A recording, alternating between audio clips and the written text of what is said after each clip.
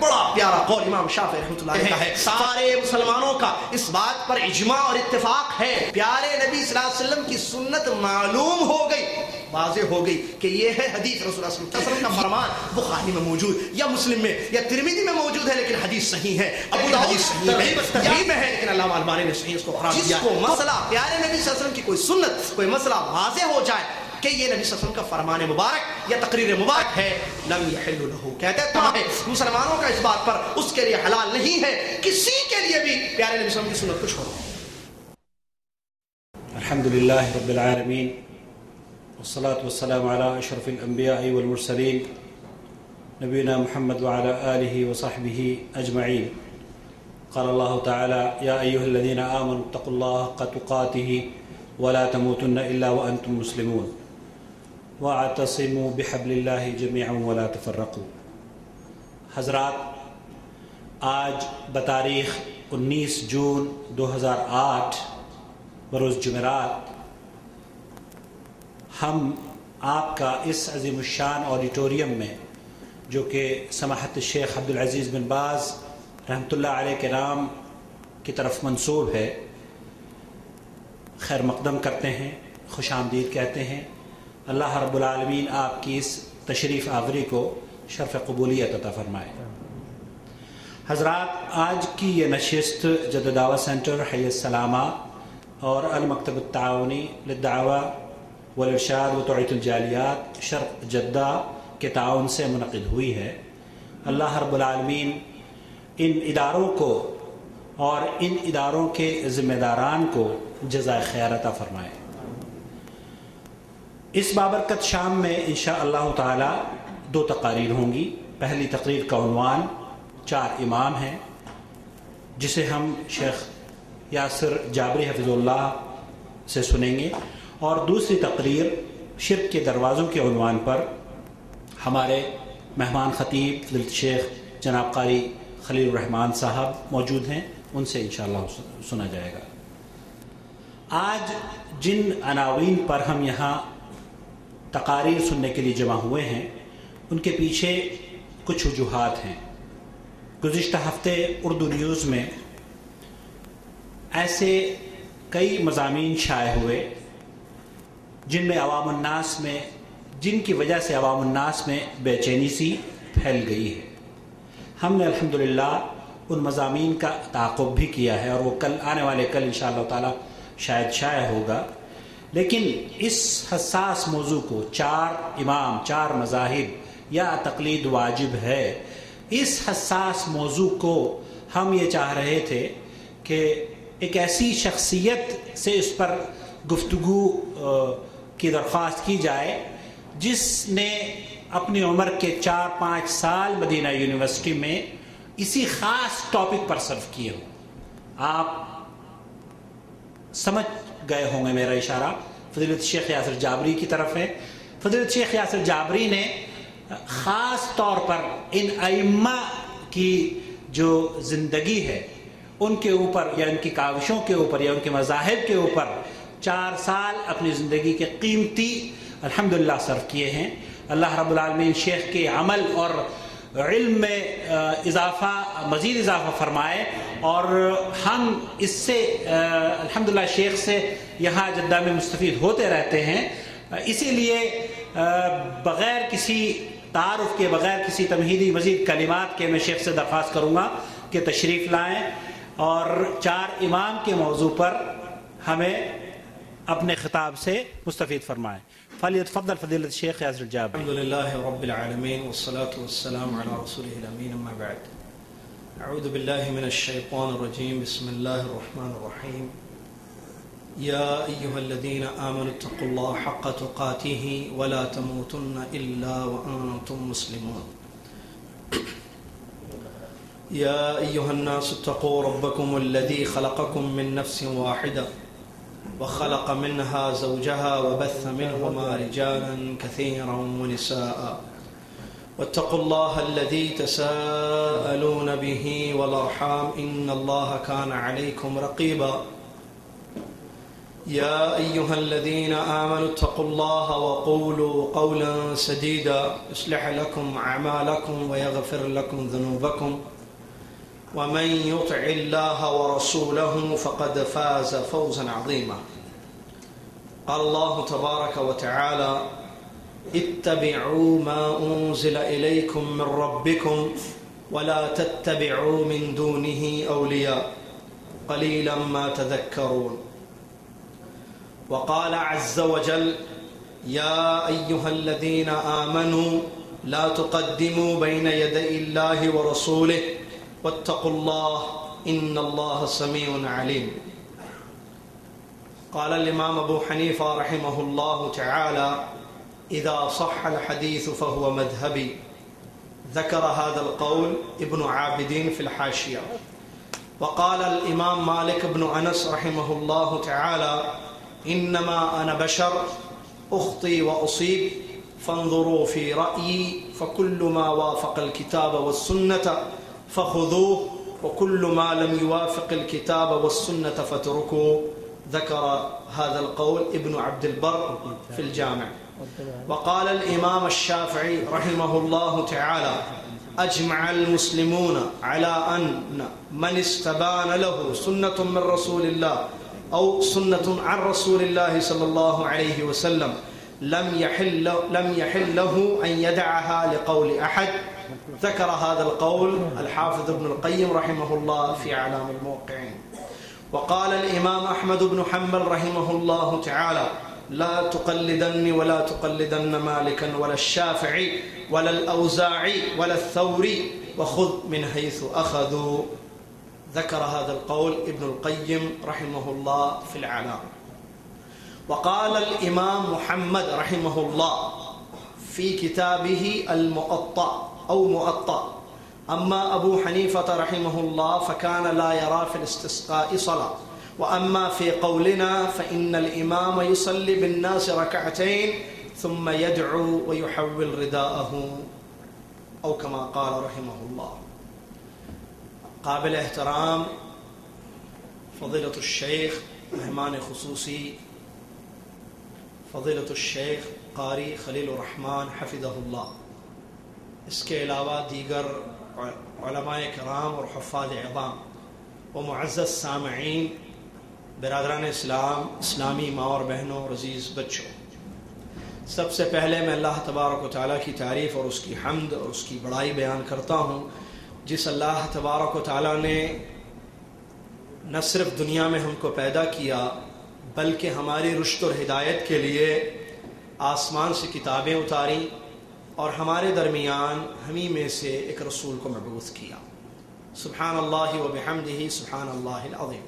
اس کے بعد بے پناہ بے حد و حساب درود و سلام ہو پیارے نبی رحمت للعالمین محمد صلی اللہ علیہ وسلم پر، کہ جن کو اللہ تبارک و تعالیٰ نے آخری رسول اور نبی بنا کر، رحمت للعالمین بنا کر، مفسر قرآن بنا کر دین کو مکمل کرنے کے لیے مبعوث فرمایا۔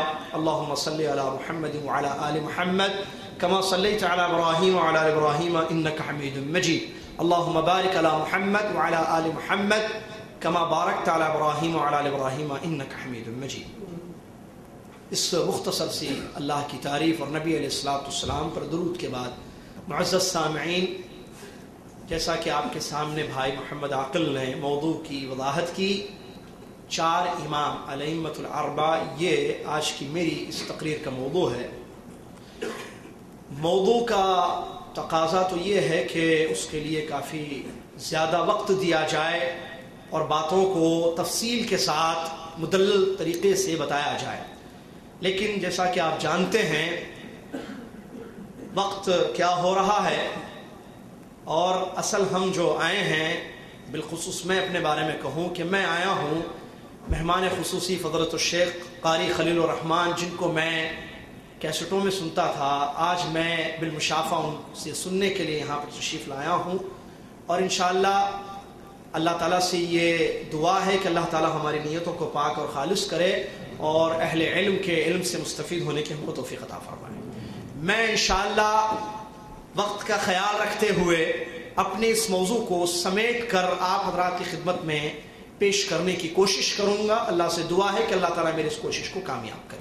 اس کے بعد جو اصل ترین آج کی تقریر ہے وہ شیخ محترم قاری خلیل الرحمن حفظہ اللہ صاحب کی ہے. انشاءاللہ ان سے ہم شرک کے دروازے جو کہ بہت زیادہ اہم ترین موضوع ہے اس کو ہم تفصیل سے سنیں گے. تو ان کو وقت دینا بہت زیادہ ضروری ہے. تو میں کوشش کروں گا کہ مختصر اپنی باتوں کو آپ حضرات کی خدمت میں پیش کروں.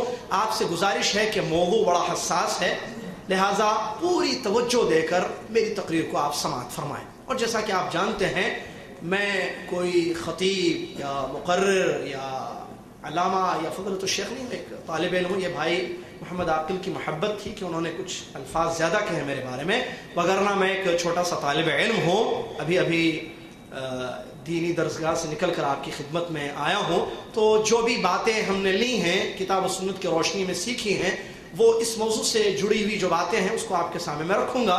برادران اسلام، اللہ تبارک و تعالیٰ نے، اب یہاں سے شروع ہے تقریر، ذرا توجہ سے ایک ایک جملے کو ایک ایک لفظ کو سنیں. میں آسان اردو میں آپ کو اپنی موضوع کو سمجھانے کی کوشش کروں گا، لیکن میری تقریر کو سننے سے پہلے ایک بات کو ذہن میں رکھیں کہ ذہنوں کو خالی کر دیں، ذہنوں کو بالکل خالی کریں. اور آپ کا چھوٹا بھائی انشاءاللہ قرآن و حدیث کی روشنی میں آپ کے سامنے جو بھی باتیں حق صحیح باتیں رکھے گا آپ اس کو بصر و چشم قبول کر لیں. تعصب عنصریہ کو ترک کر دیں، خالی الذہن لے کر بیٹھیں تاکہ باتیں سمجھ میں آئیں. اللہ تبارک و تعالیٰ ہمارا خالق و مالک. اللہ تعالیٰ نے ہمارے لیے ایک دین چنا، اس دین کا نام اسلام ہے. اللہ تعالیٰ نے دنیا میں وہ دین اتارا اور ہم کو اس بات کا حکم اس نے دیا کہ ہم اس اسلام کو اپنائیں اور اس اسلام پر ایمان لائیں اور اس کو قبول کریں اور اس کے مطابق زندگی گزاریں. قرآن مجید کی بے شمار آیتیں اس موضوع پر دلیل ہیں. ان الدین عند اللہ الاسلام. اور بھی اس کے علاوہ دیگر آیتیں جس میں اللہ تبارک و تعالیٰ نے اس حقیقت کو بیان کیا کہ اسلام پر چلنا ضروری ہے. اسلام پر چل کر یا اسلام کے مطابق جو عمل کیا جائے گا وہ اللہ کے یہاں قبول ہوگا. اب اس اسلام کو لے کر کون آئے؟ محمد صلی اللہ علیہ وسلم. مکہ میں جن کی ولادت، اس کے بعد ہجرت، پھر مدینہ میں جن کی وفات طیبہ ہوئی صلی اللہ علیہ وسلم. پیارے نبی علیہ السلام نے مکی اور مدنی زندگی میں اپنے ان دو دور میں اللہ کا پیغام مکمل پہنچا دیا جیسا کہ اللہ کا حکم تھا. بلغ ما انزل الیک من ربک فإن لم تفعل فما بلغت رسالتہ. جو اتارا جا رہا ہے اس کو پہنچا دیجیے نبی محمد صلی اللہ علیہ وسلم. اگر آپ نے نہیں پہنچایا تو مقصد رسالت کا جو تھا اس کو آپ پورا نہیں کریں گے. چنانچہ اللہ کے نبی محمد صلی اللہ علیہ وسلم نے اللہ کا پیغام، اللہ کا دین پہنچا دیا. اور اللہ تعالیٰ نے جو اتارا وہ قرآن بھی ہے، حدیث بھی ہے. اللہ نے صرف قرآن نہیں اتارا بلکہ قرآن کے ساتھ حدیث بھی اتاری اللہ نے. پیارے نبی علیہ السلام کی صحیح حدیث فرماتے ہیں الا انی اوتیت القرآن ومثلہ معہ. سنو خبردار، مجھے قرآن اور قرآن کے جیسی چیز دی گئی. وما ينطق عن الهوى ان هو الا وحی یوحی. پیارے نبی محمد صلی اللہ علیہ وسلم کے بارے میں اللہ نے خبر دی اس آیت کریمہ میں، یہ جو کچھ کہتے ہیں اپنی خواہشات کی بنا پر نہیں بلکہ وحی کی جاتی ہے، اس کے بعد وہ کہتے ہیں. آپ حدیث سے اٹھائیں، واقعات اٹھا کر دیکھیں تو بہت سارے ایسے واقعات آپ کو نظر آئیں گے جہاں پتہ چلتا ہے کہ نبی علیہ السلام پر وحی اترتی تھی، اس کے بعد نبی علیہ السلام لوگوں کو مسئلے بتاتے تھے. جیسے کہ وہ واقعہ جیرانہ کے مقام پر ایک شخص آیا، اس نے کہا کہ کیا زعفران اس کے کپڑے پر لگا ہوا تھا کہ کیا میں اس پر احرام باندھوں؟ نبی علیہ السلام نے فرمایا، جواب نہیں دیا، خاموش رہے. وحی اتری، جیسا کہ صحابی کہتے ہیں حضرت عمر بن خطاب رضی اللہ تعالیٰ عنہ اور دیگر صحابہ وہاں موجود تھے. وحی آئی، وحی کے ذریعے آپ کو پیغام ملا، حکم ملا. نبی علیہ السلام نے فرمایا کہ کہاں ہے وہ جو پوچھ رہا تھا ابھی سوال؟ اس کو نبی علیہ السلام نے بلایا اور کہا کہ زعفران کو مٹا دینا اور اس کو حدیث بیان کی. نبی علیہ السلام وحی کے بعد حدیث بیان تھے. یہ ایک واقعہ دلیل ہے سمجھنے کے لیے کہ پیارے نبی علیہ السلام کی حدیثیں بھی اتاری گئی ہیں. تو دو وحی، جیسے وحیین، ایک کتاب اللہ منزل من اللہ کی کتاب، دوسری پیارے نبی علیہ السلام کی حدیث. دین نام ہے ان دو چیزوں کا. ان دونوں کو کیسے سمجھنا ہے صحابہ نے جیسے سمجھا ہے. اور میری پچھلی تقریر اسی جگہ پر آپ کو یاد ہوگی، اسی پورے موضوع پر تھی کہ کیسے ہم قرآن و حدیث کو سمجھیں، منہج فہم کیا ہونا چاہیے. تو قرآن اور حدیث مرجع ہے. دین قرآن میں ملے گا، حدیث میں ملے گا. اور کیسے سمجھیں گے اللہ کی کتاب کو یا نبی علیہ الصلوۃ والسلام کی حدیث کو جیسے صحابہ نے سمجھا؟ اس کی دلیل قرآن کی وہ 3 آیتیں جو پچھلی تقریر میں نے بیان کی، اور نبی علیہ الصلوۃ والسلام کی بے شمار احادیث، اور اس کے علاوہ عقلی دلیلیں جو اس تقریر میں نے آپ کے سامنے پیش کی۔ برادران اسلام، یہ ہے اللہ کا دین، اور اللہ کا حکم ہمارے لیے کیا ہے کہ اس دین پر عمل کرو۔ جیسا کہ سورہ اعراف کی یہ 3 آیت ہے، اللہ تبارک و تعالیٰ فرماتا ہے اتبعوا ما انزل الیکم من ربکم ولا تتبعوا من دونه اولیاء قلیلا ما تذکرون۔ بڑی پیاری آیت ہے۔ اللہ سبحانہ و تعالیٰ فرماتا ہے اتباع کرو، فالو کرو، پیروی کرو، کس کی؟ اللہ۔ ما انزل الیکم من ربکم، تمہارے رب کی طرف سے جو چیز اتاری گئی ہے۔ کیا ہے وہ چیز؟ قرآن اور حدیث۔ خالی قرآن نہیں بلکہ قرآن کے ساتھ حدیث، لیبین لکم ما نزل الیہ۔ تو اللہ تعالیٰ فرماتا ہے تمہارے رب کی طرف سے جو چیز اتاری گئی تم اس کی پیروی کرو، اس کی اتباع کرو۔ ولا تتبعوا من دونه اولیاء، اس کے علاوہ دوسری چیز کی پیروی مت کرو۔ قلیلا ما تذکرون، بہت کم تم نصیحت حاصل کرتے ہو۔ آیت پر غور کریں، ایک چیز کا حکم دیا جا رہا ہے، دوسری چیز سے منع کیا جا رہا ہے۔ حکم اس بات کا ہے کہ جو اتارا گیا ہے، جو اتاری جا چکی ہے چیز وحی، اس پر عمل کرو، اس کو فالو کرو، اور جس چیز سے روکا جا رہا ہے وہ ہے اس کے علاوہ کسی چیز پر عمل کرنے سے۔ تو برادران اسلام، یہ ہے کھرا سیدھا سادہ اللہ تبارک و تعالیٰ کا دین، جس کو صحابہ سمجھے، اس پر انہوں نے عمل کیا، سمجھ کر پیارے نبی علیہ الصلوۃ والسلام سے، اور اللہ تعالیٰ نے ان کے بارے میں فرمایا رضی اللہ عنہ ورضوا عنہ۔ علامہ ابن حزم اور دیگر علماء کا متفقہ طور پر یہ فیصلہ ہے کہ تمام صحابہ جنتی ہیں، اس آیت کی روشنی میں اور دیگر آیتوں کی روشنی میں۔ صحابہ کو جنت کیسے ملی؟ صحابہ کامیاب ہوئے، صحابہ کی تعریف قرآن میں موجود اس لیے کہ انہوں نے اس پر عمل کیا، قرآن اور حدیث پر، سمجھ کر رسول اللہ صلی اللہ علیہ وسلم سے۔ اور دیکھیے صحابہ کی زندگی، ابو بکر، عمر، عثمان، علی اور دیگر عشرہ مبشرہ وغیرہ، مہاجرین و انصار، ان کا عمل کیا تھا؟ ان کی نماز، ان کا روزہ، ان کا دین، ان کی تجارت، ان کی لین دین، ان کی شادی بیاہ، ان کے معاملات، ان کی عبادتیں، ان کی بیس کیا تھی؟ کیسے، کس کو دیکھ کر کرتے تھے؟ اللہ کی کتاب کو محمد صلی اللہ علیہ وسلم کی زبان مبارک سے سمجھ کر وہ لوگ عمل کرتے تھے۔ یہی تھا نا دین۔ ائمہ تو بعد میں آئے ہیں نا، آپ کو معلوم ہونا چاہیے، نہیں معلوم ہے تو سب سے پہلے یہ سیکھ لیجئے، یہ جان لیجئے کہ ائمہ کا دور تابعین کے بعد کا دور ہے۔ تبع تابعین سے شروعات ہوتی ہے، پہلے امام ابو حنیفہ، نعمان بن ثابت رحمت اللہ علیہ کا دور شروع ہوا، اس کے بعد 3 اور امام آئے، اس سے پہلے نہیں۔ صحابہ کا عمل کیا تھا؟ ان کا دین کیسے تھا؟ وہ کامیاب ہو گئے، ناجی، نجات پا گئے، بلکہ محمد صلی اللہ علیہ وسلم نے اپنی حدیث میں اس بات کا ہم کو حکم دیا فَإِنَّهُ مَن يَعِشْ مِنكُم بَعْدِي فَسَيَرَى اخْتِلَافًا كَثِيرًا فَعَلَيْكُمْ بِسُنَّتِي وَسُنَّةِ الْخُلَفَاءِ الرَّاشِدِينَ الْمَهْدِيِّينَ مِن بَعْدِي تَمَسَّكُوا بِهَا وَعَضُّوا عَلَيْهَا بِالنَّوَاجِذِ۔ مسلم شریف کی حدیث ہے، نبی علیہ السلام فرماتے ہیں میرے بعد جو آئے گا دین میں بڑا اختلاف دکھے گا۔ کیا کرنا ہے اللہ کے نبی محمد صلی اللہ علیہ وسلم؟ تم میرے طریقے کو اور میرے خلفاء، کون ہے خلفاء؟ صحابہ، میرے صحابہ کے طریقے کو مضبوطی سے تھامے رکھو۔ عربی کے الفاظ غور کریں، علیکم کافی تھا سمجھانے کے لیے، نبی علیہ السلام نے دوسرا لفظ استعمال کیا تمسکو، تیسرا کا عضو علیہا بالنواجذ، جبڑوں پر جیسے کسی مضبوط چیز کو توڑنے یا مضبوط چیز کو توڑنے کے لیے استعمال کیا جاتا ہے جبڑوں کو، نبی علیہ السلام نے نواجذ کا لفظ استعمال کیا۔ 3 الفاظ، علیکم، تمسکو، عضو، مضبوطی کے ساتھ، جب اختلاف ہو تو مضبوطی کے ساتھ میرے اور میرے صحابہ کے طریقے پر عمل کرنا، تھامے رکھنا۔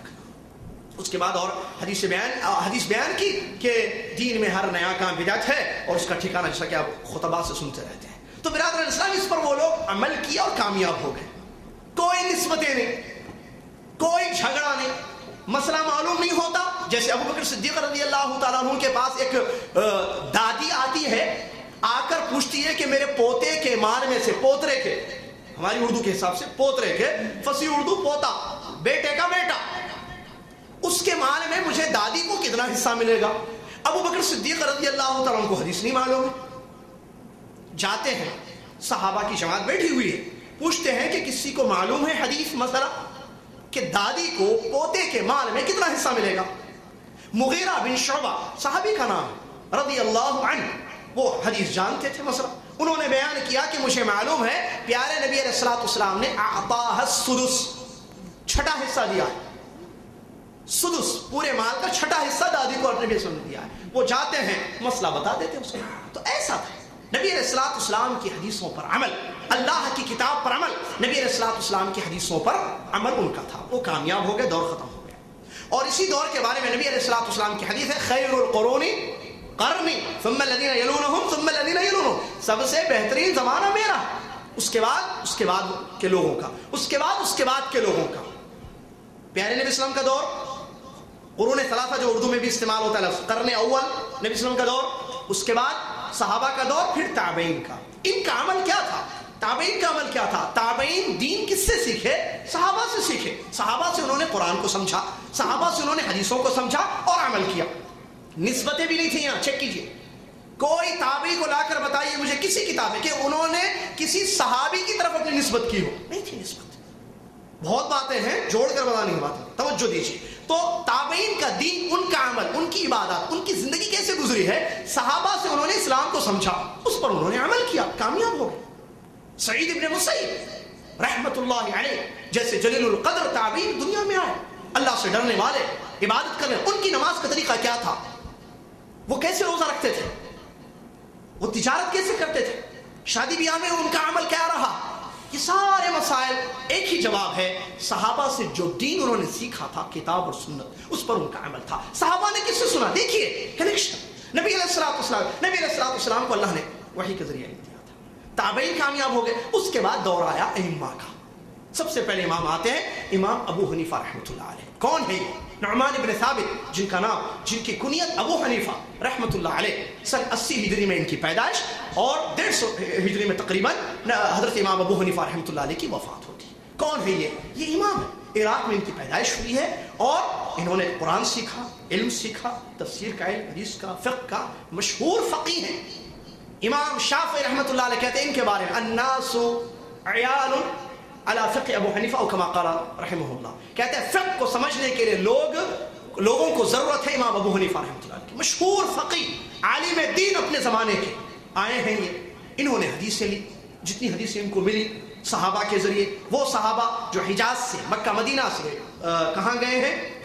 عراق گئے، کیونکہ یہ عراق میں رہے ہیں. کون؟ حضرت امام ابو حنیفہ رحمۃ اللہ علیہ. دیکھیے کتنے اللہ والے اور کتنا اللہ کا ڈر ان کے دل میں تھا. انہوں نے عمل کیا. ایک مجتہد امام گزرے ہیں، جیسا کہ شیخ الاسلام. کوئی یہ نہ سمجھے کہ نہیں یہ امام نہیں گزرے ہیں، ان کو ہم نہیں مانیں گے، ان کے بارے میں برا بھلا نہ کہے. شیخ الاسلام ابن تیمیہ سے زیادہ ہم دین نہیں جانتے ہیں. شیخ الاسلام ابن تیمیہ رحمۃ اللہ علیہ کی مشہور کتاب رفع الملام عن ائمۃ الاعلام میں تعریف کی ہے اور ان لوگوں کے بارے میں بتایا ہے جو لوگ انگلی اٹھاتے ہیں ائمہ کے بارے میں یا غلط بیانی کرتے ہیں، ان کی تردید کی ہے شیخ الاسلام ابن تیمیہ رحمۃ اللہ علیہ. اور آج تک سلفی علماء کا یہ حال ہے کہ وہ تردید کرتے ہیں، برا بھلا نہیں کہتے ہیں، بلکہ حقیقت کو لوگوں کے سامنے بیان کرتے ہیں، جیسا کہ آپ کے سامنے بیان کیا جا رہا. امام ابو حنیفہ رحمۃ اللہ علیہ کے پاس جو حدیثیں آتی، وقت کے عالم ہیں. آپ کو معلوم ہے محلے میں حافظ صاحب سے آپ مسئلہ پوچھتے ہیں، محلے میں کوئی مولوی ہو جو طالب علم ہو کسی دینی ادارے کا، تو مسئلہ پوچھنا ہے تو کیا کرتے ہیں؟ بیٹا تم مدرسے میں پڑھتے ہو، بتاؤ یہ کیسے کرنا ہے نا. تو یہی حال وہاں تھا. عراق کے لوگ جو مسلمان تھے وہ اپنے سب سے زیادہ جاننے والے، اپنے سے زیادہ جاننے والے امام ابو حنیفہ رحمۃ اللہ علیہ کے پاس جاتے، ان سے مسئلہ پوچھتے. امام ابو حنیفہ رحمۃ اللہ علیہ کو جو حدیثیں ملی اس حدیث کی روشنی میں وہ فتویٰ دیتے تھے. جو حدیثیں امام ابو حنیفہ رحمۃ اللہ تک نہیں پہنچی وہ وہاں اجتہاد کرتے تھے. سوال، کیا ایسے ہو سکتا ہے کہ امام ابو حنیفہ رحمۃ اللہ علیہ تک کوئی حدیث نہ پہنچی ہو؟ بالکل. میں شروع میں اشارہ کر دیا، مسئلہ سمجھنا. ابو بکر صدیق رضی اللہ تعالیٰ عنہ کو ساری حدیثیں نہیں معلوم تھی. مسئلے کو سمجھیں. حضرت عمر کو ساری حدیثیں نہیں معلوم تھی. ابو بکر کی ابھی مثال دی میں نے، ایک دادی اپنا حصہ مانگنے کے لیے آئی، ابو بکر رضی اللہ عنہ کو حدیث نہیں معلوم، لیکن دوسرے صحابی کو معلوم ہے. کون ہے وہ؟ مغیرہ بن شعبہ رضی اللہ عنہ. انہوں نے مسئلہ بتایا، انہوں نے جواب دے دیا. عمر بن خطاب کے بارے میں پڑھ کر دیکھیے سیرت. کہتے ہیں میں اور میرے انصاری ساتھی، ہم دونوں نے یہ طے کیا تھا کہ ایک دن میں چاہوں گا نبی صلی اللہ علیہ وسلم سے حدیثیں سنوں گا اور دوسرے دن میں اپنے کاروباری مسائل میں الجھ جاؤں گا، میں کاروبار میں اپنے جو تجارتی مسائل ہیں اس میں لگ جاؤں گا. اے میرے انصاری ساتھی تم جانا اور دین سیکھنا. نبی علیہ السلام سے حدیث سے لینا. چن دو حدیث سے لوگ جو سیکھو گے وہ مجھے بتانا اور میں جو سیکھوں وہ تم کو بتاؤں گا. ایسے ہم باری باری کر لیتے ہیں. عمر ابن خطاب رضی اللہ عنہ کے بارے میں مشہور ہے. آپ حدیث کی کتابیں اٹھا کر دیکھیے سب سے زیادہ نام کس صحابی کا آپ کو ملتا ہے؟ جی ابو ہریرہ عن ابی ہریرہ عن ابی ہریرہ قال ابو ہریرہ عن ابی ہریرہ. کیوں؟ اس لیے کہ وہ نبی صلی اللہ علیہ وسلم کے ساتھ زیادہ وقت رہتے تھے، چنانچہ ان سے سب سے زیادہ حدیث روایت ہے. لیکن ایسا نہیں ہوا پیارے نبی صلی اللہ علیہ وسلم کے دور نبوت میں کہ آپ نے کوئی حدیث بیان کی ہو اور کسی صحابی نے نہ سنی ہو. ایسا نہیں ہوا. کوئی نہ کوئی صحابی ضرور پڑھے. تو صحابہ کے پاس علم تھا، لیکن ایسا نہیں کہ ایک ابو بکر صدیق کے پاس ساری حدیثیں معلوم ہو، کوئی ایک حدیث بھی چھوٹ گئی ہو ان سے. ایسا نہیں، ایسے ہوا ہے جیسے ابھی واقعہ میں نے بیان کیا. عمر بن خطاب کے بارے میں مشہور ہے کہ ایک آدمی آتا ہے ان کے پاس سلام کرتا ہے. وہ اپنے گھر میں مشغول تھے، سلام کرتا ہے، جواب نہیں ملتا ہے، آنے کی اجازت نہیں ملتی ہے. دوبارہ اس نے سلام کیا، پھر بھی اجازت نہیں ملی. تیسری مرتبہ اس نے سلام کیا اور جب اجازت نہیں ملی تو وہاں سے جانے لگا. عمر بن خطاب دوڑ کر واپس آئے، کہہ رہے کیوں جا رہے ہو تم؟ تو اس نے فوراً حدیث پیش کر دی. کہا کہ میں نے پیارے نبی صلی اللہ علیہ وسلم سے یہ سنا ہے کسی کے گھر پہ جاؤ 3 مرتبہ سلام کرو، اجازت لو، اجازت ملے تو اندر داخل ہو جانا ورنہ واپس آ. کہا کہ یہ کہاں سنی تم نے حدیث، بتاؤ مجھے. عمر کو نہیں معلوم ہے، ابھی اس وقت تک نہیں معلوم عمر بن خطاب. کہا کہ یہ تو مدینہ کا بچہ بھی جانتا ہے حدیث. اس کے بعد وہ گئے، تحقیق کی اور اپنے بھائی کو یہ کہہ کر چھوڑا کہ میں نے تم کو جھوٹا نہیں سمجھا. لوگ احتیاط کریں نبی صلی اللہ علیہ وسلم کی حدیث بیان کرنے میں. ایسے نہیں کہ منہ کھول کر بول دے حدیث میں ایسا ہے رسول صلی اللہ علیہ وسلم نے فرما دیا. نہیں، چیک کرے تھے واقعی پتا ہو تو بولے ورنہ نہیں بولے. کیونکہ نبی صلی اللہ علیہ وسلم کی وعید ہے من کذب علی متعمدا فلیتبوأ مقعده من النار. نبی صلی اللہ علیہ وسلم کی حدیث ہے کہ جو جھوٹ باندھے مجھ پر. اور ایک روایت اس روایت کی وضاحت کرتی ہے جس میں یہ الفاظ ہے مالم اقل ہو، ایسی بات کہتا ہے جو میں نے نہیں کہی ہے تو اس کو چاہیے کہ وہ اپنا ٹھکانہ جہنم میں بنا لے. لہٰذا حضرت عمر کو نہیں معلوم تھی حدیث 3 مرتبہ سلام کرنے کی، بعد میں معلوم ہو گئی. برادران اسلام، ابو بکر عمر کون؟ خلفاء، صحابہ، عشرہ مبشرہ اور مدینہ میں رہنے والے صحابہ. ان کو جب کوئی حدیث نہیں معلوم تھی تو کیا یہ پاسبل نہیں ہے، کیا اس کا امکان نہیں ہے کہ عراق میں رہنے والے بہت بڑے امام ابو حنیفہ رحمۃ اللہ علیہ کو کچھ حدیثیں نہ معلوم ہوں؟ پاسبلٹی ہے. مسئلہ سمجھ میں آ گیا. تو امام ابو حنیفہ رحمۃ اللہ علیہ کے پاس جب کوئی مسئلہ آتا تو وہ حدیث دیکھتے، قرآن کی آیت. قرآن کی آیت حدیث ان کے پاس نہیں ہوتی، کیونکہ قرآن کیسے سمجھیں گے؟ حدیث سے. حدیث کے بغیر قرآن نہیں سمجھ سکتے. تو حدیث نہیں معلوم ہوتی تو وہ اجتہاد کرتے، اجتہاد کی کوشش کرتے. عام اسلامی مزاج کیا ہے؟ عام آیتوں اور عام وہ حدیثیں جو ان تک پہنچی تھی اس کی روشنی میں وہ اپنے اجتہاد کی بیس پر فتویٰ دیتے. اور غور سے سنیے اس مسئلے کو، اہل علم جانتے اچھی طریقے سے لاجتہاد مع النص، نص کی روشنی میں اجتہاد نہیں ہوگا.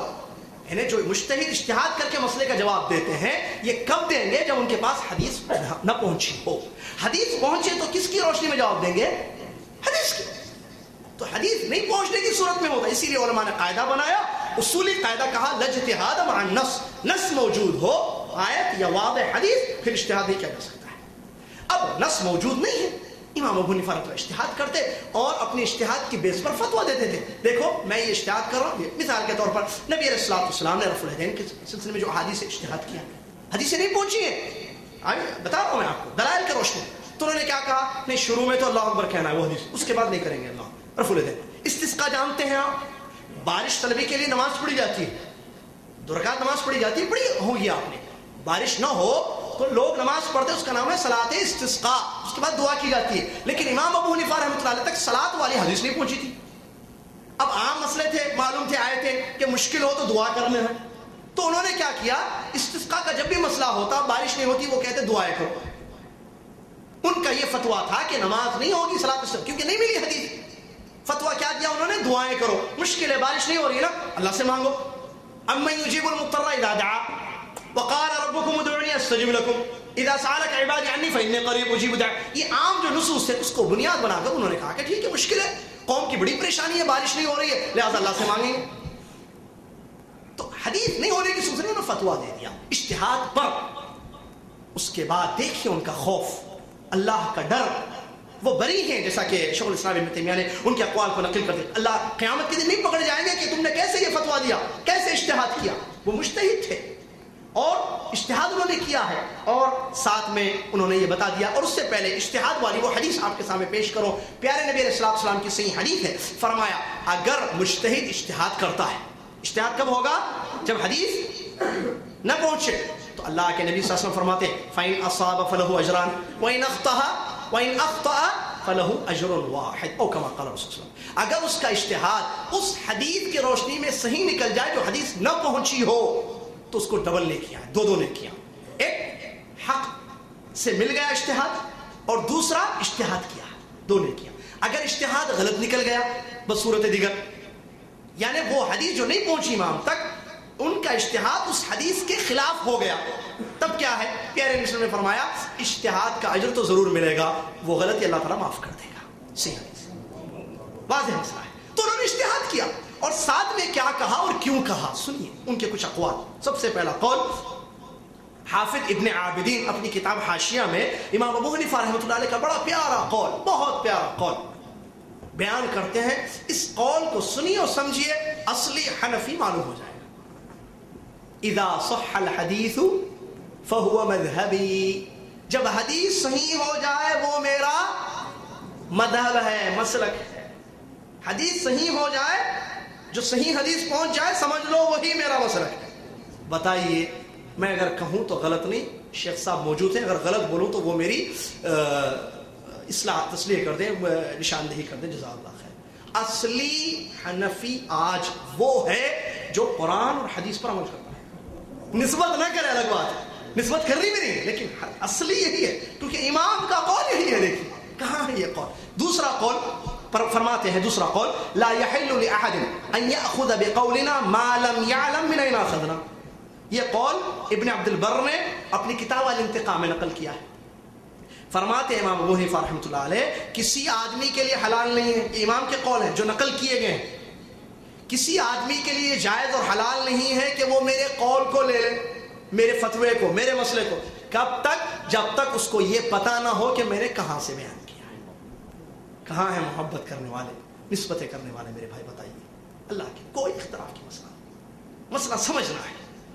دل میں نے شروع میں کہا ذہن کو صاف رکھنا. ہم سب ایک ہیں، ہم سب ایک ہیں، سمجھ الگ ہے، طریقے الگ ہو گئے ہیں، ان طریقوں کو ایک کرنے کی ضرورت ہے. اور وہ ایک ہی صورت میں ہو سکتے ہیں، ایک پلیٹ فارم پر پوری دنیا کے مسلمانوں کو دعوت دی جائے. آؤ اللہ کی کتاب کی طرف، آؤ اللہ کے نبی محمد صلی اللہ علیہ وسلم کی حدیث کی طرف، سمجھیں گے اس کو، ان دو چیزوں کو ویسے جیسے صحابہ کی جماعت نے سمجھا ہے. امام ابو حنیفہ رحمۃ اللہ کہتا ہے حرام، جائز نہیں ہے، لا یحل کہتے ہیں حلال نہیں ہے، میری فتوے پر، میرے مسئلے پر عمل کرے جب تک کہ اس کو یہ پتہ نہ ہو کہ میں نے کہاں سے بیان کیا. اللہ اکبر، یہ ہے تقویٰ. تیسرا قول ان کا سنیے. ان کے ایک شاگرد ابو یوسف ہے، جانتے ہیں، مشہور. ان کا نام کیا تھا؟ یعقوب. وہ کیا کرتے تھے؟ ابو حنیفہ رحمۃ اللہ علیہ کے جو مسئلے وہ رائے کی بیس پر بتاتے تھے، قیاس اجتہاد کرتے تھے، فوراً لکھتے تھے. تو ابو حنیفہ رحمۃ اللہ علیہ نے کیا فرمایا؟ ویحک یا یعقوب، اے یعقوب تمہاری بربادی ہو. ویحک ایک لفظ استعمال کیا، کیا ہو گیا؟ تمہاری خرابی ہو. لا تکتب کل ما تسمع منی، مجھ سے جو بھی سنو وہ مت لکھو، مجھ سے جو بھی سنو وہ مت لکھو. کیوں؟ فإني قد أرى الرأي اليوم وأتركه غدا وأرى الرأي غدا وأتركه بعد غد. اس لیے کہ مجھے ایک رائے سمجھ میں آتی ہے، اس کی بیس پر میں فتویٰ دے دیتا ہوں. کل مجھے وہ رائے صحیح سمجھ میں نہیں آتی، ایک دوسری رائے اچھی لگتی ہے، میں وہ دوسری رائے پر فتویٰ دیتا ہوں، اور ترسوں تیسری رائے پر فتویٰ دیتا ہوں. لہذا تم میری آراء کو جمع نہ کر دینا کہ لوگ مسلک میں بنا دینا. اللہ اکبر. یہ ہے امام کا قول، امام کا ڈر. برادران اسلامی ابو حنیفہ رحمۃ اللہ. اور ان اقوال کو نقل کیا گیا ہے، بات ذہن میں رکھیں، ورنہ ایسا نہیں ہے کہ امام ابو حنیفہ رحمۃ اللہ علیہ کی لکھی ہوئی کوئی کتاب موجود ہو. ان کے اقوال کو ان کے شاگردوں نے، ان میں مشہور امام محمد جن کی کتاب موطا ہے، اور امام ابو یوسف جن کا نام یعقوب ہے، ان دونوں نے ان کے مسلک کو، ان کے اقوال کو پھیلایا ہے، جو کتابوں میں آج آپ کو نظر آتے ہیں. ورنہ چیک کریں تو کوئی ایک ایسی کتاب ابو حنیفہ رحمۃ اللہ علیہ سے ثابت نہیں ہے کہ نسبتاً کہ انہوں نے لکھی ہو. ایک کتاب کی طرف نسبت کی گئی ہے، تحقیق کے بعد پتہ چلا ہے کہ وہ بھی نبی ابو حنیفہ رحمۃ اللہ علیہ سے ثابت نہیں ہے کہ انہوں نے درج کی. بہرحال اپنے وقت کے بڑے امام، بڑے اللہ والے، بڑے اچھے عالم گزرے ہیں، اور ان کا یہ تقویٰ، ان کا خوف ہے کہ انہوں نے لوگوں سے یہ کہہ دیا کہ صحیح حدیث میرا مسلک ہے، میری رائے پر عمل مت کرنا، اور میری رائے پر عمل کرتے ہوئے تم ان چیزوں کو نوٹ مت کرنا. نوٹ کرنے سے بھی ابو حنیفہ رحمۃ اللہ علیہ نے منع کر دیا, اور یہ بھی کہا کہ کسی آدمی کے لیے اس وقت تک حلال نہیں ہے میری بات پر عمل کرنا جب تک وہ میرے ماخذ کو نہ دیکھے کہ میں کہاں سے لے کر مسئلے کو بتا رہا ہوں. اس سے ان کا خوف ظاہر ہوتا ہے. ٹھیک ہے. اس کے بعد دوسرے امام مالک رحمۃ اللہ علیہ کو غور کیجیے, کیونکہ ان کو ماننے والے بھی کافی ہیں جو یہ سمجھتے ہیں کہ انہوں نے جو بتا دیا وہی آخری لکیر ہے, آخری بات ہے. امام ابو حنیفہ, امام مالک رحمۃ اللہ علیہ کے بھی کچھ ایک دو قول آپ کے سامنے میں پیش کروں.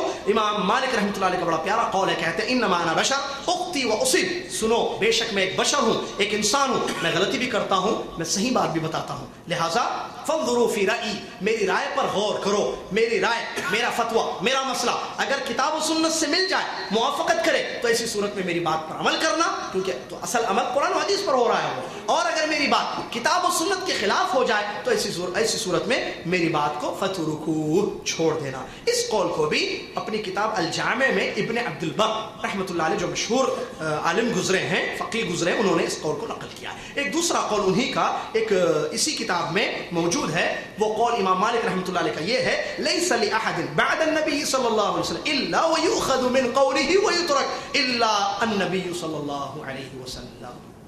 وفی روایت واشار الی قبر نبی صلی اللہ علیہ وسلم. فرماتے ہیں پیارے نبی صلی اللہ علیہ وسلم کے بعد, اقوال کو غور کیجئے, جملوں کو, پیارے نبی صلی اللہ علیہ وسلم کے بعد دنیا میں ہر شخص کی بات کو قبول بھی کیا جائے گا اور چھوڑا بھی جائے گا سوائے محمد صلی اللہ علیہ وسلم. ان کی بات کو لینا تو واجب, چھوڑنا جائز نہیں. کیوں؟ اس لیے کہ یہ رب العالمین کا حکم ہے کہ رحمت للعالمین کی بات کو چھوڑا نہیں جائے گا. ما آتاکم الرسول فخذوه وما نهاكم عنه فانتهوا فلا وربك لا يؤمنون حتى يحكموك فيما شجر بينهم ثم لا يجدوا في انفسهم حرجا مما قضيت ويسلموا تسليما. بہرحال یہ امام مالک رحمۃ اللہ علیہ کا قول ہے. امام شافعی رحمۃ اللہ علیہ اس کے بعد آتے ہیں. امام شافعی رحمۃ اللہ علیہ کا بھی بڑا پیارا قول ہے, جس کو حافظ ابن قیم رحمۃ اللہ علیہ نے اپنی کتاب, مشہور کتاب اعلام الموقعین میں, اعلام الموقعین الرب العالمین, بڑی پیاری کتاب ہے. کتاب کا معنی بتاؤں میں آپ کو, اعلام الموقعین الرب العالمین, ان لوگوں کے بارے میں کتاب لکھی گئی ہے جو رب العالمین کی طرف سے سائن کرتے ہیں. کسی دین میں کوئی مسئلہ بتاتے ہیں کو گویا کہ اللہ کی طرف سے سائن کر کے دے رہے ہیں سامنے والے کو, کیونکہ دین اللہ کا ہے. یہاں کتنا ڈرنا چاہیے اللہ سے. مسائل بتاتے وقت لوگوں کو حدیثیں بتاتے ہوئے, لوگوں کو فتویٰ دیتے وقت کتنا اللہ سے ڈرنا ہے, ضرورت ہے اس بات سے. تعجب کیا میں نے جب شروع میں اس کتاب کے معنی کو دیکھا. موقع توقی کہتے ہیں سائن کو. ابن قیم رحمۃ اللہ علیہ کیا کتاب کا نام لکھے ہیں, موقعین الرب العالمین, رب العالمین کی طرف سے سائن کرنے والے. کیونکہ رب کا دین ہے نا, یہ ہمارا نہیں ہے. رب نے کہا ہے تو کہیے, رب نے نہیں کہا ہے, محمد صلی اللہ علیہ وسلم نے نہیں بیان کیا, تو آپ میں کون. صحابہ کے بارے میں آتا ہے, بات آ گئی ہے, بتاتا ہوں کتنا ان کے پاس خوف تھا. آج ہمارے پاس نہیں ہے. ہر آدمی مولوی بن گیا, ہر آدمی فتوے دیتا ہے, ہر آدمی یہ غلط, وہ مشرک, وہ کافر, فلاں کا مسئلہ نہیں, فلاں صحیح نہیں, ایک ہی جماعت پر فلاں فلاں, عجیب عجیب مسائل. صحابہ دو کھڑے ہوتے, ایک آدمی سوال کرنے کے لیے آتا, ایک صحابی سے سوال کرتا, صحابی خاموش رہتے. تمنا یہ ہوتی, خواہش کہ میرے پڑوس صحابی جو ہے, میرے پڑوس میں جو کھڑے ہوئے, ابھی میرے بازو جو کھڑے ہوئے ہیں, وہ صحابی جواب دے دے. اللہ اکبر. کیوں؟ کیونکہ اللہ کے پاس پوچھا جائے. اور عبداللہ بن عمر رضی اللہ عنہ کے بارے میں آتا ہے, کسی نے آ کر ان سے مسئلہ بیان کیا, مسئلہ پوچھا کہ اے ابن عمر, اس مسئلے کے بارے میں آپ کیا حکم دیتے ہیں, کیا فتویٰ ہے آپ کا. سر کو جھکا لیا. صحابہ نے یہ سمجھا, وہاں جو کھڑے ہوئے تھے تابعین تقریباً, انہوں نے سمجھا شاید ابن عمر نے نہیں سنا ہے مسئلہ. کہا کہ اے ابن عمر, عبداللہ بن عمر رضی اللہ عنہ, اس کا مسئلہ یہ ہے, سنا ہے یا نہیں سنا ہے آپ نے. جواب نہیں دے رہے, سوچ کر جواب دے. کہا کہ تم کیا سمجھتے ہو کہ اللہ تعالیٰ ہمارے جواب پر سوال نہیں کرے گا. اللہ اکبر. ہمارے جواب پر سوال نہیں کرے گا, سوچنے دو. اگر مسئلہ معلوم ہوگا, حدیث یاد ہوگی تو بتا دیں گے, ورنہ کہیں گے لا ندری یا واللہ عالم, اللہ بہتر جانتا ہے. یہ ہے تقوی کا. بہرحال امام شافعی رحمۃ اللہ علیہ کا قول میں بتا رہا تھا آپ کے سامنے برادران اسلام. کہتے ہیں اجمع المسلمون علی ان من استبان له سنة عن رسول اللہ صلی اللہ علیہ وسلم فلا لم يحل له ان يدعها لقول احد. بڑا پیارا قول امام شافعی رحمۃ اللہ علیہ کا ہے. فرماتے ہیں سارے مسلمانوں کا اس بات پر اجماع اور اتفاق ہے کہ جس کو پیارے نبی صلی اللہ علیہ وسلم کی سنت معلوم ہو گئی, واضح ہو گئی کہ یہ ہے حدیث رسول اللہ صلی اللہ علیہ وسلم کی, یہ ہے نبی صلی اللہ علیہ وسلم کا فرمان, بخاری میں موجود یا مسلم میں یا ترمذی میں موجود ہے لیکن حدیث صحیح ہے, ابو داؤد میں ہے لیکن حدیث صحیح ہے, یا ترغیب الترہیب میں ہے لیکن علامہ البانی نے صحیح اس کو قرار دیا. تو جس کو مسئلہ پیارے نبی صلی اللہ علیہ وسلم کی کوئی سنت, کوئی مسئلہ واضح ہو جائے کہ یہ نبی صلی اللہ علیہ وسلم کا فرمان مبارک یا تقریر مبارک یا عمل مبارک ہے لم یحل لہ، کہتے ہیں تمام علماء کا اجماع ہے مسلمانوں کا اس بات پر، اس کے لیے حلال نہیں ہے کسی کے لیے بھی پیارے نبی صلی اللہ علیہ وسلم کی سنت کو چھوڑ دے، کائن مکان، کوئی بھی ہو آدمی، بڑا سا بڑا آدمی، بڑے سے بڑا قریب، بڑا سا بڑا اللہ والا آدمی، پیارے نبی صلی اللہ علیہ وسلم کی سنت کو چھوڑنا اس کے لیے جائز اور حلال نہیں ہے، اس پر اجماع ہے۔ اس قول کو بھی علامہ ابن قیم رحمۃ اللہ نے اپنی اسی کتاب میں نقل کیا ہے۔ اس کے بعد ایک دوسرا قول امام شافعی رحمۃ اللہ علیہ کا، فرماتے اذا وجدتم فی کتابی خلاف سنت رسول اللہ صلی اللہ علیہ وسلم فقولوا بسنت رسول اللہ صلی اللہ علیہ وسلم ودعوا ما قلت۔ ذکر هذا القول الامام النووي رحمه الله في كتابه المجموع۔ امام نووي رحمۃ اللہ علیہ کی مشہور کتاب ہے المجموع، اس میں اس قول کو نقل کرتے ہیں کہ امام شافعی رحمۃ اللہ نے فرمایا جب تم میری کتاب میں، ان کی کتاب ہے کتاب الام المسند الشافعی کتاب ہے، تو کہتے ہیں اگر میری کتاب میں نبی صلی اللہ علیہ وسلم کی سنت کے خلاف کوئی میرا قول دیکھو تو کیا کرو؟ کہا کہ میرے قول کو چھوڑ دینا، محمد صلی اللہ علیہ وسلم کے قول کو پیش کرنا، اسی پر عمل کرنا۔ یہ ہے امام شافعی رحمۃ اللہ علیہ کا قول۔ اور اسی طریقے سے ابن عساکر ابو نعیم نے امام شافعی کے ایک تیسرے قول کو نقل کیا ہے جس میں انہوں نے یہ فرمایا کل ما قلت فكان عن النبي صلی اللہ علیہ وسلم خلاف قولی مما يصح فحديث النبي صلی اللہ علیہ وسلم اولى فلا تقلدوني۔ امام شافعی رحمۃ اللہ علیہ، میں کوئی بھی قول بتاؤں، میں کوئی بھی فتویٰ دوں، تم دیکھو پیارے نبی صلی اللہ علیہ وسلم کی حدیث کیا ہے، اگر نبی صلی اللہ علیہ وسلم کی حدیث میرے قول کے خلاف ہے تو نبی صلی اللہ علیہ وسلم کی حدیث اولا ہے، زیادہ بہتر ہے، یہ واجب ہے کہ ان کی بات کو لیا جائے اور میری بات کو چھوڑ دیا جائے، اور میری تقلید مت کرنا، کہتے ہیں میری تقلید مت کرنا۔ امام احمد ابن حنبل رحمۃ اللہ علیہ مشہور امام ہے، المسند ان کی بہت مشہور ہے جس میں 40,000 حدیثیں انہوں نے جمع کی ہیں، جس میں صحیح اور ضعیف دونوں قسم کی احادیث صحیح احادیث مبارکہ ہیں۔ فرماتے ہیں امام احمد ابن حنبل رحمۃ اللہ علیہ لا تقلدنی ولا تقلدن مالکا ولا الشافعی ولا الاوزاعی ولا الثوری وخذ من حیث اخذ۔ ابن القیم نے اپنی اسی کتاب اعلام الموقعین میں اس قول کو نقل کیا جس میں فرماتے ہیں امام احمد بن حنبل امام اہل السنہ رحمۃ اللہ علیہ کہ تم میری تقلید بھی مت کرنا اور نہ امام مالک کی کرنا اور نہ شافعی کی نہ اوزاعی کی۔ اوزاعی کون ہے؟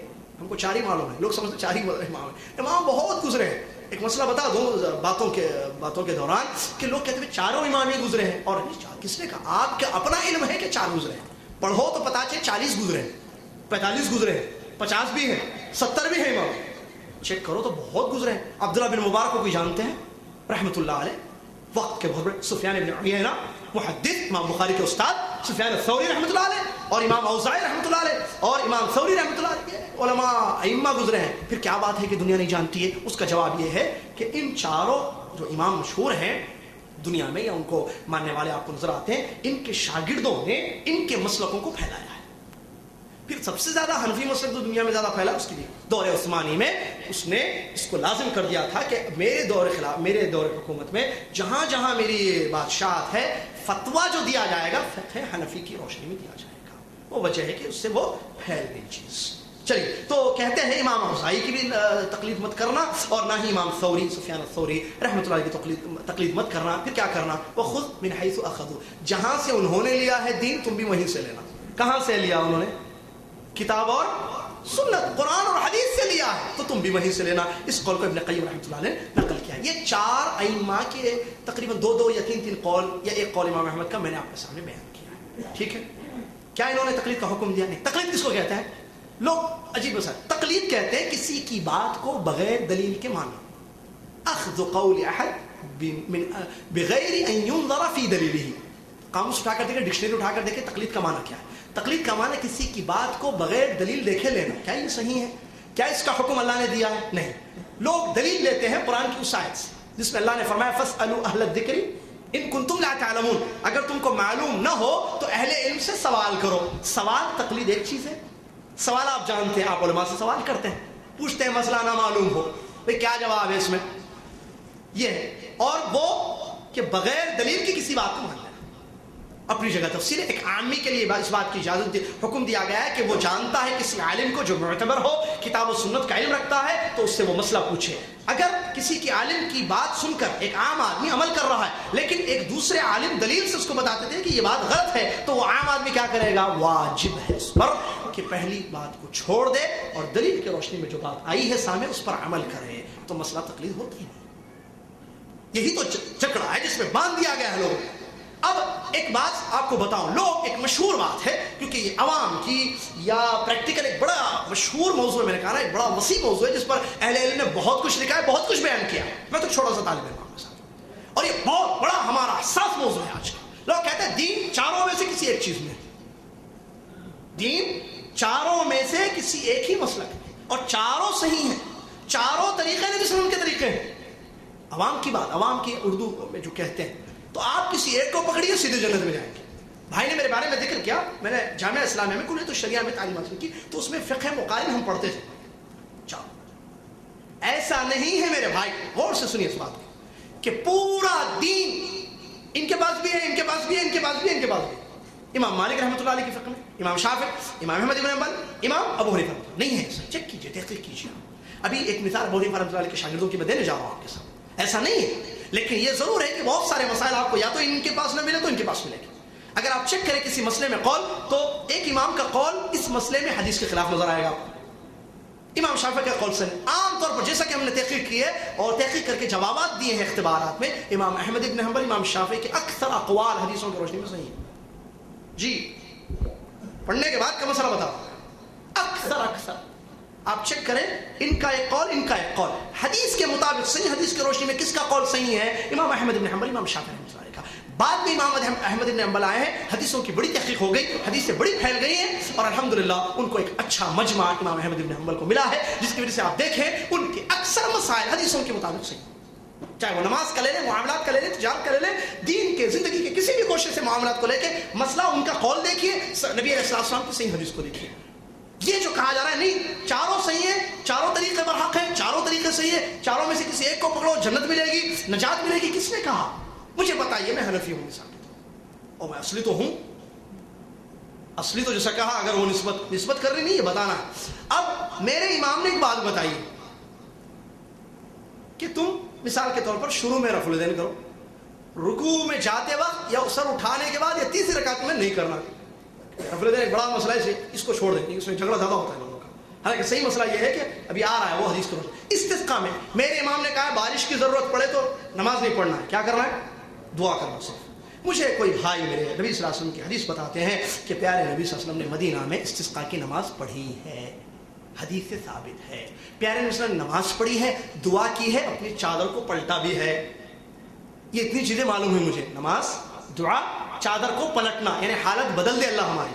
حالت یہ ہے خستہ، اس کو اچھی کر دے. بارش نہیں ہے، بارش لا دے. تحویل الردا، سنت رسول. اب میں کیا کروں مجھے آپ بتائیے.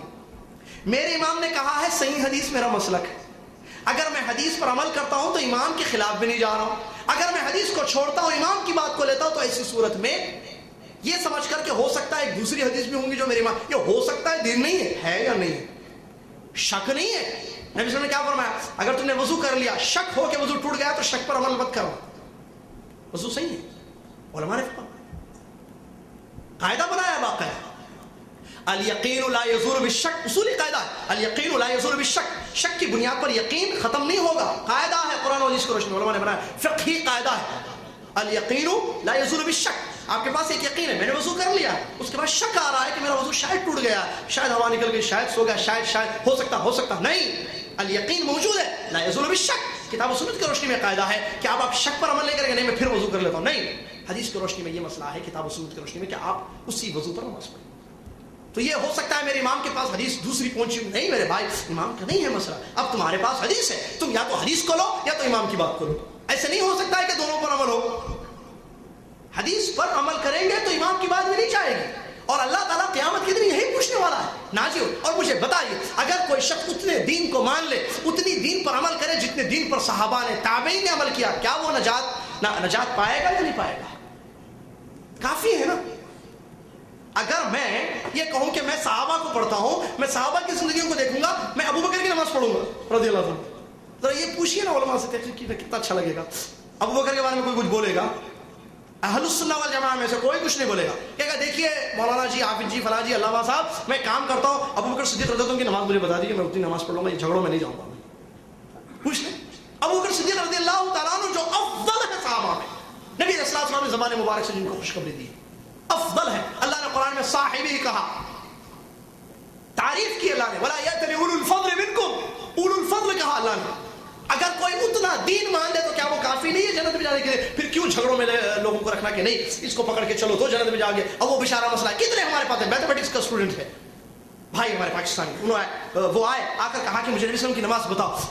نماز نبی جو سید شفیق الرحمان صاحب کی کتاب ہے, اللہ ان کو جزائے خیر دے, کتاب دی. وہ بھائی نے حدیث سے پڑھی, کہا کہ یہ کیا ہے, اور ہمارے پاس پاکستان میں نماز اسی لیے پڑھی جاتی ہے نا. پریشان ہے عوام, وہ کہتے ہیں یہ کیا ہے اور ہماری کون سی نماز ہے پھر یہ تو نبی صلی اللہ علیہ وسلم کی یہ نماز اس کتاب میں لکھی ہوئی ہے. حدیث میں بخاری میں یہ, ترمذی میں یہ, ترمذی میں صحیح حدیث ہے, فلاں فلاں حدیث کی کتب ستہ میں یہ حدیث موجود ہے. نبی صلی اللہ علیہ وسلم نے تو ایسی نماز پڑھی ہے اور میری نماز تو ایسی ہے. بیچارہ پریشان ہے, واللہ رویا, آنکھوں سے آنسو نکلے, اور پتہ نہیں کتنے ایسے آنسو لوگوں کے نکل رہے ہیں. کہاں لا کر کھڑا کر دیا عوام کو ہم لوگوں نے.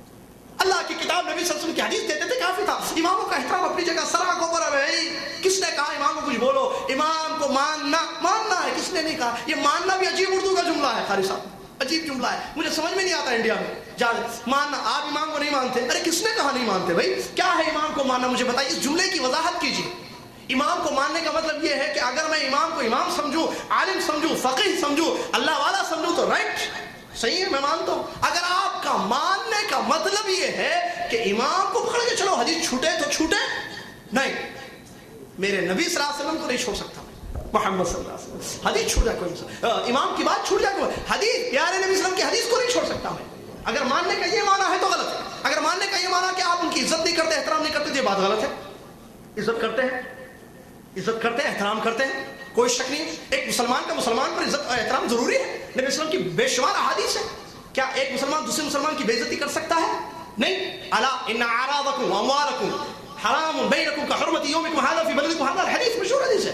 حجۃ الوداع کے موقع پر نبی صلی اللہ علیہ وسلم نے فرمایا تمہارے آپس میں ایک دوسرے کی عزت, جان, مال حرام ہے, جیسے حرمت حرام ہے, جیسا کہ آج کا دن, آج کا مہینہ, یہ جگہ مکہ المکرمہ حرمت والی ہے. کس نے کہا بے عزتی کی؟ نہیں ہو سکتی. امام تو ہم سے بہت اچھے آدمی ہیں, بڑے اچھے امام گزرے, ہم ان کی عزت اور احترام کرتے ہیں, لیکن عزت اور احترام کا یہ معنی نہیں ہوگا کہ ان کی بات پر اللہ کے نبی صلی اللہ علیہ وسلم کی بات پر ان کی بات کو رکھیں. نہیں, کیونکہ قرآن میں اللہ نے منع کیا. آیت ہے جیسا کہ شروع میں نے پڑھی, آپ کے سامنے اللہ تعالیٰ فرماتا ہے, یہ دیکھیے, یا ایھا الذین آمنوا لا تقدموا بین یدی اللہ ورسولہ.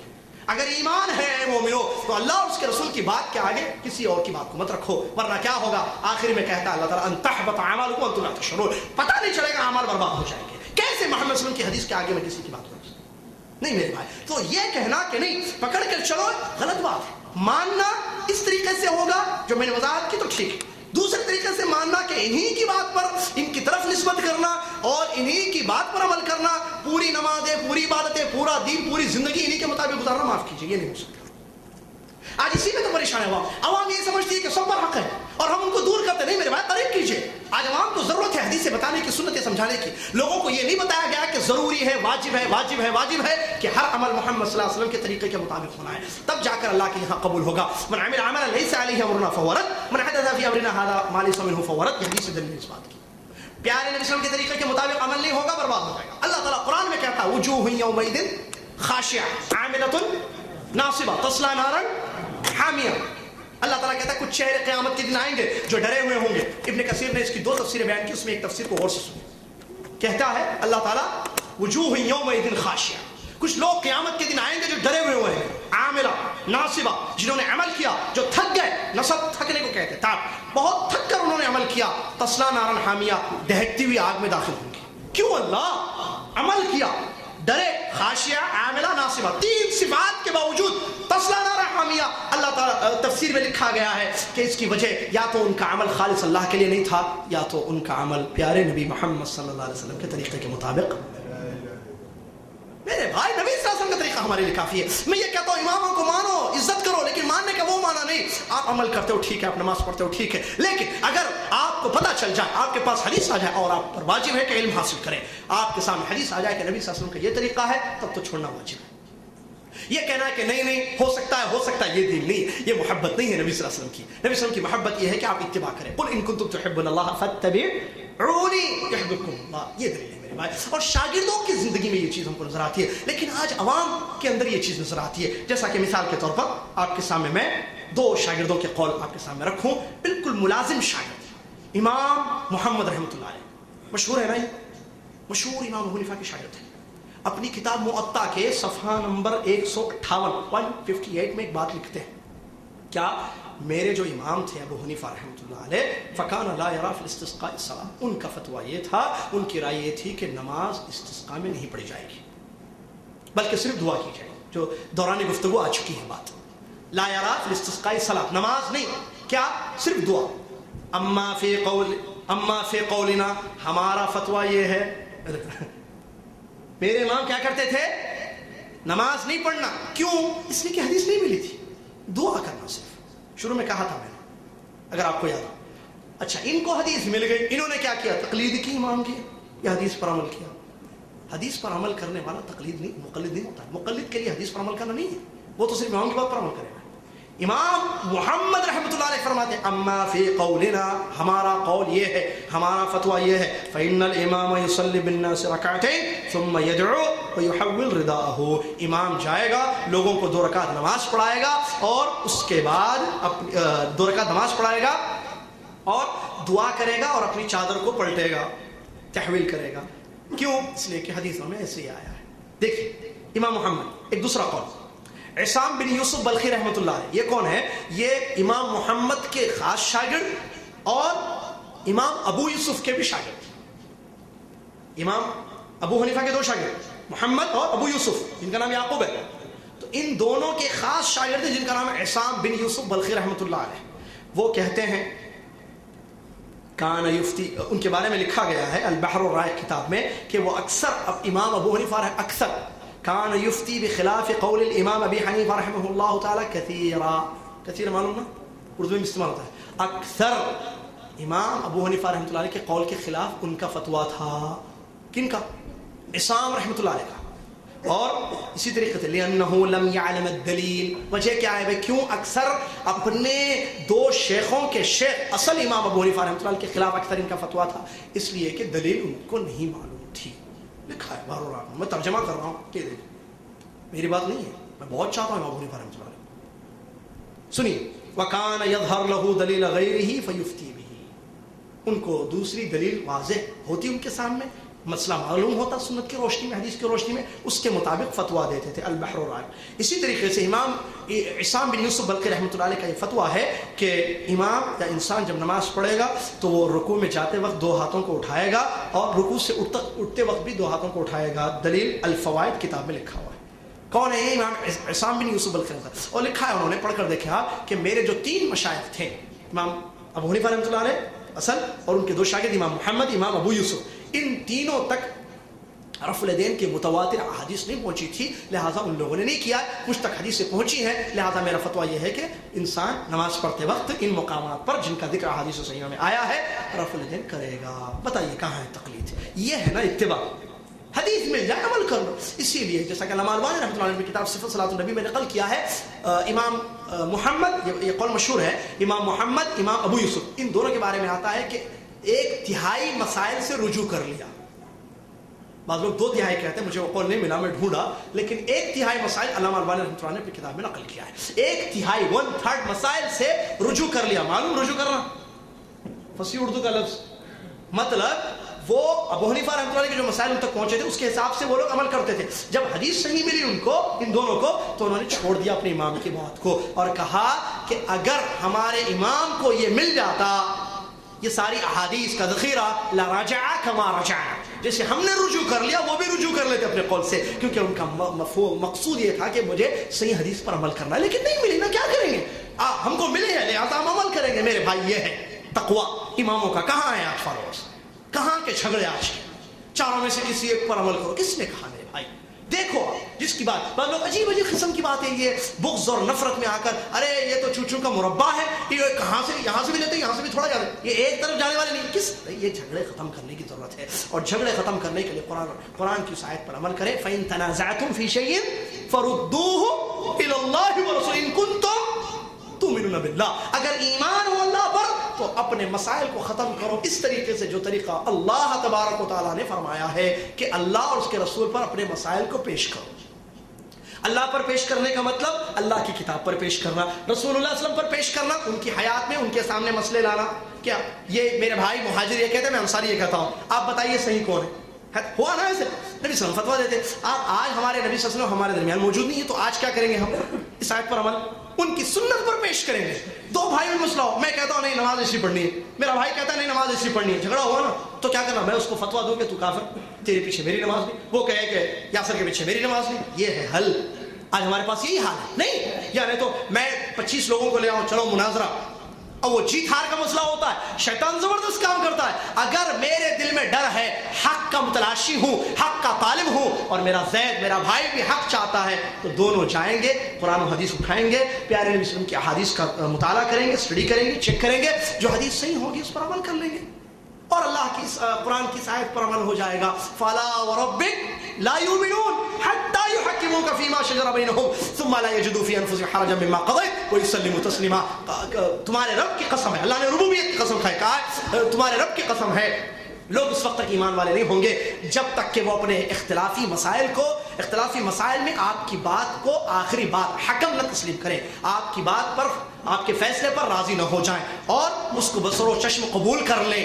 ثم لا یجدوا فی انفسہم حرج, اور جو جس کی بات غلط نکل گئی حدیث کے مطابق, یا حدیث کے مطابق نہیں ہوئی اس کی بات, تو اپنے دل میں حرج تنگی محسوس نہ کرے کہ میری بات غلط ہو گئی, نہیں, بلکہ وہ یسلموا تسلیما, خوشی خوشی اس قول کو, اللہ کے نبی صلی اللہ علیہ وسلم کے اس فتوے کو یا حدیث کو قبول کر لیں. لا یؤمنون, یہ ہو تو ایمان, ورنہ ایمان نہیں. یہ اللہ تعالیٰ کا فرمان, یہ آج ہونا چاہیے. یہ جھگڑے, یہ دوریاں, یہ نفرتیں, وہ مسجد میں آ کر نماز پڑھتا ہے, اور میں کہوں معافی چاہتا ہے میرے بھائی, آپ دیکھیے جو لوگ نماز غلط طریقے سے پڑھتے ہیں, کیا وہ یہ سمجھتا ہے کہ نبی صلی اللہ علیہ وسلم کی یہ میرے امام کی یہ نماز ہے اور حدیث میں وہ نماز ہے, میں حدیث کے خلاف نماز پڑھوں گا؟ نہیں, عام آدمی ہے, جاہل, نہیں معلوم ہے, اس کے بڑے نے اس کو بتا دیا یہ بھی صحیح ہے, یہ بھی صحیح ہے, یہ بھی صحیح ہے, یہ بھی صحیح ہے, کوئی 4 صحیح والے مسئلہ. اس کو پیار سے بلانا ہے, سمجھانا ہے کہ میرے بھائی آؤ چیک کرتے ہیں, تحقیق کرتے ہیں, جو صحیح ہو اس پر عمل کر لیں گے. لیکن وہ آتا ہے نماز پڑھنے تو اس کو ایسے دیکھا جاتا ہے, دوبارہ ہمت نہیں کرتا مسلمان. ہماری بزرگوں کا اور ان کا حال نہیں, بھائی ان کے پاس تو جانے نہیں, تمہیں سخت کے پوچھو مت. عجیب معاملہ ہے ہمارا, تقویٰ ختم ہو گیا. اللہ کے لیے عمل کرنا ہے, اللہ کے لیے, اللہ کو خوش کرنا ہے, اللہ کی خاطر اعمال ہو, دکھانے کے لیے. یار ہم بڑے, ہم 4-5 مسئلے سیکھے تو اس پر فتوے بھی عجیب ہمارے معاملات ہو گئے. اللہ سے ڈرنے کی ضرورت ہے, مسائل کو پیار سے, حکمت سے ختم کرنے کی ضرورت ہے, اور پیارے نبی صلی اللہ علیہ وسلم کے طریقے کے مطابق. جھگڑنا, اختلافات کرنا, ایک دوسرے پر فتوے, نفرتیں پھیلانا, بغض اور حسد رکھنا غلط بات ہے. سارے مسلمان, وہ مسلمان غلط ہے, میرا بھائی ہے, اس پر فتوا نہ لگاؤ گے مشرک جہنمی ہو گیا, نہیں, وہ غلط ہے, اس کو صحیح راستہ میں بتاؤ. وہ پیاسا ہے, واللہ اس کو پوچھ کر دیکھے کہ تم کیوں ایسے نماز پڑھتے ہو, تو وہ یہی جواب دے گا میں حنفی ہوں یا شافعی ہوں, اور یہ نبی صلی اللہ علیہ وسلم کا طریقہ ہے. اس کو بول کر پوچھ کر دیکھیے کیا نبی صلی اللہ علیہ وسلم کے طریقے پر, ہاں یہ نبی صلی اللہ علیہ وسلم کا طریقہ ہے, کیونکہ اس کے دماغ میں یہی بات ڈالی گئی ہے کہ یہی نبی صلی اللہ علیہ وسلم کا طریقہ ہے. وہ بھی ہے, وہ لوگ ایسے کر ویسے عمل کرتے ہیں نا, تو یہ سمجھ رہا وہ بھی ہے, یہ بھی ہے, وہ بھی ہے, یہ بھی ہے, چاروں سے. اس کو بتائیے پیار سے, علم دیجیے, سکھائیے حکمت سے کہ نہیں میرے بھائی, پیارے نبی صلی اللہ علیہ وسلم کا ایک طریقہ ہے, نبی صلی اللہ علیہ وسلم کی سنت یہ ہے, نبی صلی اللہ علیہ وسلم کی حدیثیں یہ ہے. انشاءاللہ جھگڑے ختم ہوں گے. الرد الى اللہ والرد الى الرسول فان تنازعتم فی شیء فردوه الى اللہ. اس کے علاوہ جھگڑے ختم نہیں ہوں گے, اختلافات دور نہیں ہوں گے. ضرورت اسی بات کی ہے کہ پیار اور الفت اور محبت کے ساتھ آپس میں بیٹھ کر ہم اپنے مسائل کو حل کریں. آخر میں وقت زیادہ لے لیا, معافی چاہتا ہوں. اللہ تعالیٰ سے دعا گو ہوں کہ اللہ تعالیٰ مجھے, آپ کو, دنیا کے تمام مسلمانوں کو ایک پلیٹ فارم پر جمع ہونے کی توفیق عطا فرما, کتاب و سنت پر آ جانے کی توفیق عطا فرما, کتاب و سنت کو پھیلانے کی توفیق عطا فرما. اللہ تعالیٰ آپسی اختلافات کو, آپسی دوریوں کو قریب میں بدل دے, نزدیکیوں میں بدل دے. اللہ تعالیٰ ہمارے اختلافات کو ختم کر دے کتاب و سنت کی روشنی میں. اللہ تعالیٰ اخوت اور بھائی چارگی کا معاملہ کرنے کی توفیق عطا فرما. اللہ تعالیٰ مجھے, آپ کو, سب کو حق کو پہچان کر حق پر جمے رہنے کی, اور باطل کو پہچان کر اس سے دور رہنے کی توفیق عطا فرما. آمین.